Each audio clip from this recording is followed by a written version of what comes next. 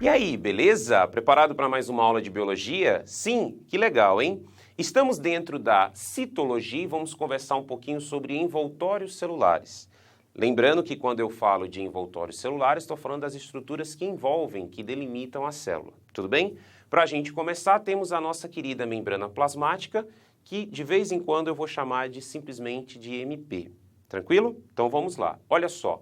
A membrana plasmática ela é considerada um envoltório obrigatório às células. Então, toda célula tem membrana plasmática. É ela que delimita, é a partir dela que você diz que aquela estrutura é uma célula. Tudo bem? Legal.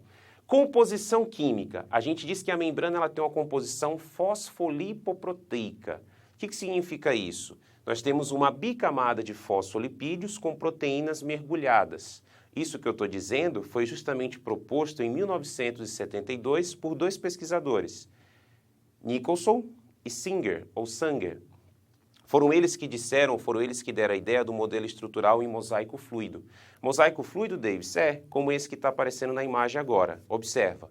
O que você tem? Você está vendo uma bicamada de fosfolipídios e você está percebendo as proteínas mergulhadas, de maneira parcial ou de maneira integral.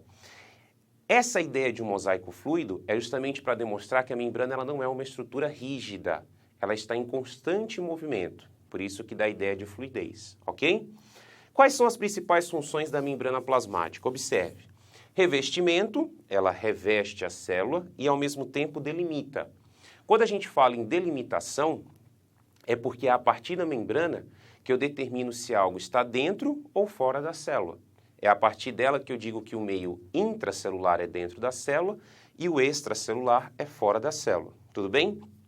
A membrana tem função de proteção. Ela é uma barreira física, protegendo as estruturas internas.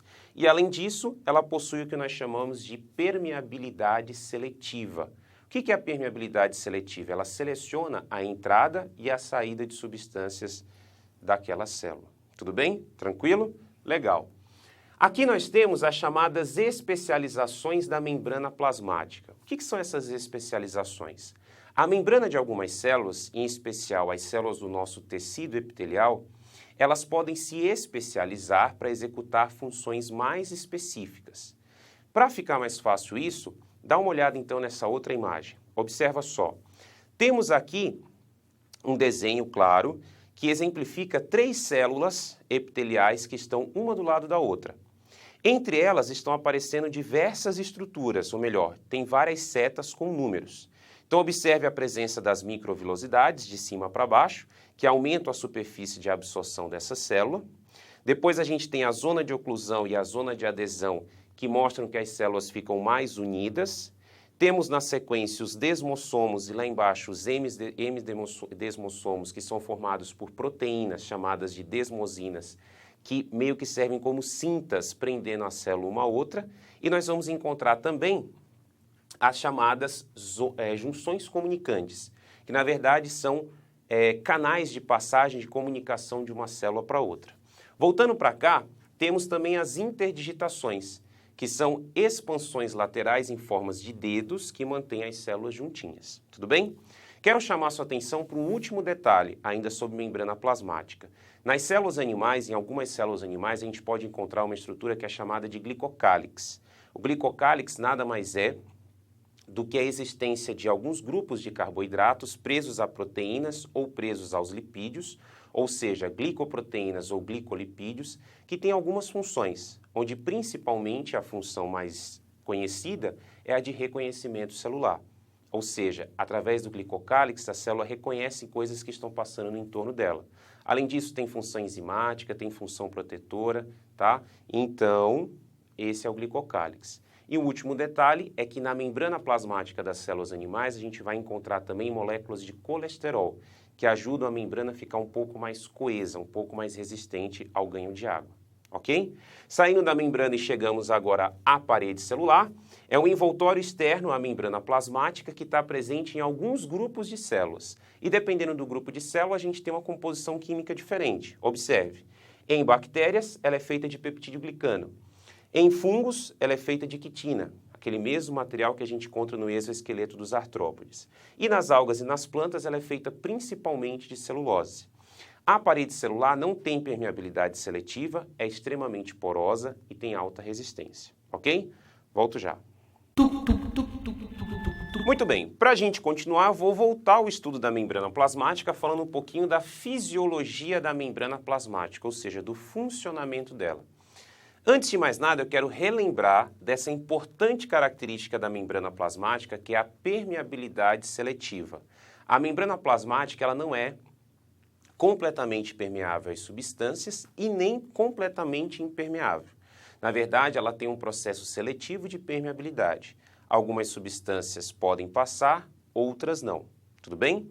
Para a gente entender isso, eu coloquei aqui dois tipos básicos de transporte de substâncias através da membrana. Um é o transporte de moléculas, ou seja, a gente tem a passagem de íons, a gente tem a passagem de água, a gente tem a passagem de monômeros, tudo bem? Quando eu falo de monômeros, estou me referindo, por exemplo, à glicose, estou me referindo, por exemplo, àqueles monômeros que nós estudamos na bioquímica, ou seja, as unidades formadoras de moléculas maiores. Quando eu já tenho o transporte em massa ou em bloco, eu estou falando na passagem de um grande volume de substâncias na forma sólida ou diluídos, ou seja, formando uma solução. Então, eu tenho uma certa quantidade de substâncias que vão passar em bloco. Quando eu tenho transporte em massa, a membrana plasmática, normalmente, ela sofre modificações na sua estrutura. Quer seja, ela se dobra para dentro ou para fora, mas ela sofre uma mudança na sua morfologia para poder fazer esse transporte. Já na passagem de moléculas, essas moléculas vão atravessar a bicamada de fosfolipídios. Tudo bem? Legal? Tranquilo. Durante essa passagem de moléculas, nós podemos ter duas situações. Essas moléculas elas podem passar pela membrana, não necessitando a célula gastar energia para fazer esse processo, e aí a gente chama de transporte passivo, ou a célula, para passar essa molécula, ela precisa gastar energia. Energia essa que ela vai recorrer das suas mitocôndrias ou do processo de fermentação, ou da respiração ou da fermentação, ou seja, ela vai precisar de ATPs. Quando a gente tem esse tipo de transporte que gasta energia, a gente chama de transporte ativo. Tudo bem? Nós temos dois tipos de transporte passivo. A difusão, que é dividida em difusão simples e facilitada, e a gente tem a osmose. Davis, como eu faço para entender esses dois processos? Primeiro, eu preciso colocar aqui um importante conceito. Gradiente de concentração. O que é o gradiente de concentração? Primeiro, quando você fala em gradiente, está falando em coisas graduais. Ou seja, existe muito e existe pouco. E existem formas intermediárias. Quando eu tenho um transporte passivo, aquilo que está muito tende a passar um pouco de si para aquilo que está pouco. Ou seja, para o outro lado que está pouco. No caso, se eu tenho muito fora da célula, a tendência é que passe um pouco para dentro da célula e vice-versa. Quando eu tenho uma grande quantidade de soluto, eu digo que esse meio ele é hipertônico. Quando eu tenho uma baixa quantidade de soluto em relação a outro parâmetro, eu digo que ele é hipotônico. Quando eu tenho as mesmas concentrações, aí eu digo que os meios eles são isotônicos. Então, muito hiper, pouco hipo. Se tiver em condições iguais, concentrações iguais ou quase iguais, a gente diz que são isotônicos. Tudo bem? Quando a gente diz que um transporte é a favor do gradiente de concentração, é porque ele naturalmente obedece esse fluxo, de onde tem mais para onde tem menos, que é típico do transporte passivo. Quando a gente tem um transporte que vai contra o gradiente, é porque ele vai de onde tem pouco para onde tem mais. E para isso a célula tem que gastar energia. Vamos então agora conhecer os dois transportes passivos? Olha a difusão. Passagem de moléculas através da membrana plasmática a favor do gradiente de concentração. Vai de onde tem mais para onde tem menos. Ou seja, aquele soluto, aquela substância, vai de onde ela está em maior concentração para onde tem menor concentração. Difusão simples, passagem através da bicamada fosfolipídica. É o que acontece com gases, com íons, com a própria água, ok? Difusão facilitada é aquela passagem que exige canais específicos de passagem, que nós chamamos esses canais feitos de proteínas, ou seja, aquelas proteínas integrais de permeases, que é o que acontece, por exemplo, na passagem da glicose. Então, as células elas têm canais especiais para a glicose passar. E aí, então, essas proteínas são chamadas de permeases de glicose, ok? Olha a osmose. Passagem de solvente, normalmente a água, através da membrana plasmática do meio hipotônico para o meio hipertônico. Opa, Davis, espera aí. Olha só que interessante. Quando eu analiso o meio em relação ao soluto, eu tenho um lado hiper e um lado hipo. Como a substância não pode passar, então é o solvente, a água que vai de onde tem menos soluto para onde tem mais soluto. O lado que doa a água, que é o hipotônico, vai ficando mais concentrado, e o lado que recebe água, que é o hipertônico, que tem mais soluto, vai ficando diluído. E aí as soluções vão ficando com concentrações semelhantes. Tudo bem? Detalhe importante, osmose animal é diferente da osmose vegetal.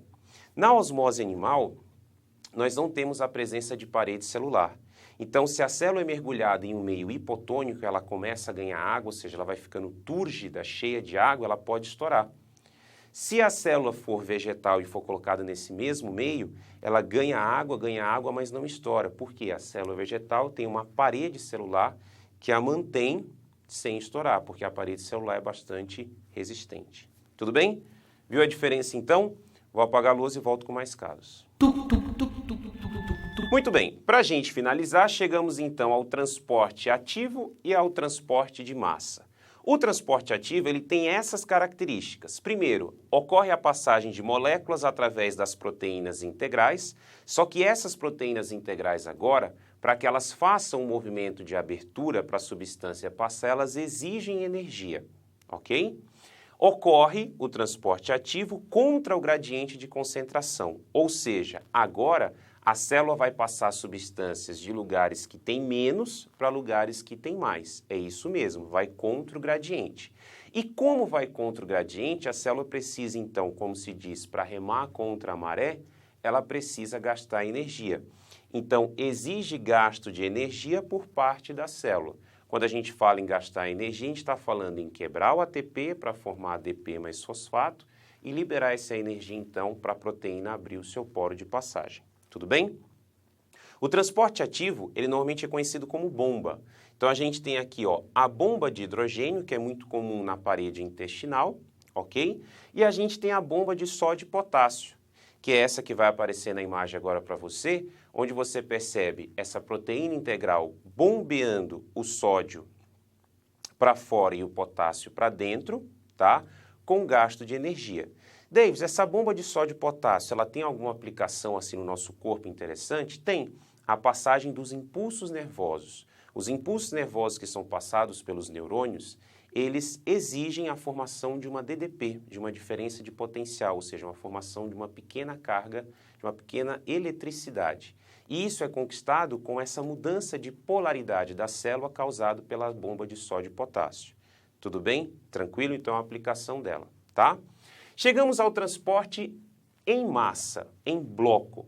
A gente tem dois tipos, a passagem de um bloco de substâncias para dentro da célula, que é a endocitose, ou uma passagem de um bloco de substâncias para fora da célula, que é a exocitose.